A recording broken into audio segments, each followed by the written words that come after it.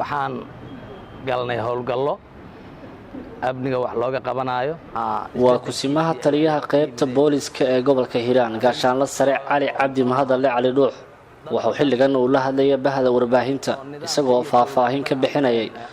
howlgallo ciidanka amniga ay ka sameeyeen maalmihii la soo dhaafay qaybo ka mid ah gobolka oo burcada lagula dagaalamayay iyo kuwo kale oo qorsheysan hase yeeshee xaaladda saldhigga booliska ee Beledweyne ayaa mar qore isku bedeshay sidan.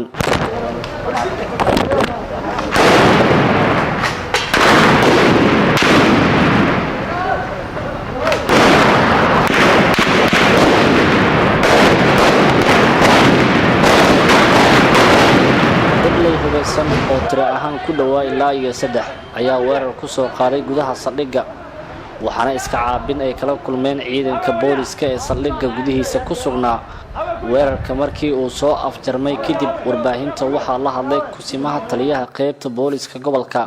gaashaanle sare Cali Cabdi Mahadalle waxa uu sheegay in mid ka mid ah dableedii weerarka soo qaaday dhaawac uu soo gaaray isla markaana xilligan lagu dabiibayo isbitaalka dhexe ee Beledweyne. warkaas anaga faahfaahin dheeraad ah ka bixin doonaa laakiin inta aan hadda ku jirnay shirkan jiraa'id waxba ka dhacay saldhigga waa la soo weeraray saldhigga niman burcad ah oo wata dhar shibila oo waxay ka tirsan yihiin ee meel ka yimideen aanan aqoonin ayaa si kidisa u soo weeraray albaabkii weynaay oo qaarkood gudaha soo galeen waxaadna arkaysaa markaas ayada in sir jiraa'id hadda markaan hayay ay tahay waxaad aragtaa in waxaas ka dhaceen oo kaamiriga aniga aan ku hadlayo oo igu duubnay oo wariyo gacanta ku hay waxa ku dhacaya waa kuwaas intaas aad marqaati ku filan arintaas ayada mar raba anigu inaan hordhac ka sameeyo kiiskaas oo dhameystiran sharcigan horgeey doona hadii ilaahay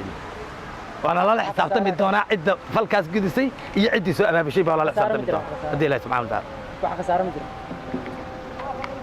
nimankii soo weeraray meesha ilaa saacadan aniga waxay yihiin iyo meesha ka yimideen iyo sababtay lahaayeen ma aqaano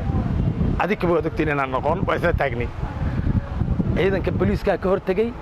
nin baa ayaga ka mid ahaa xabadu ku dhacdo dhaawacmay kuwii kalena waa firxadeen isageena si dhaqso ah baawar ugu keenay isbitaalkana geeyno lagu dabiibaya ilaa iyo haatan si dhab looma oga ujeedka ay lahaayeen dableedii maanta weerarka ku qaaday saldhigga booliska ee Beledweyne. Maxamed Ibrahim Siyaad Kalsan TV Beledweyne.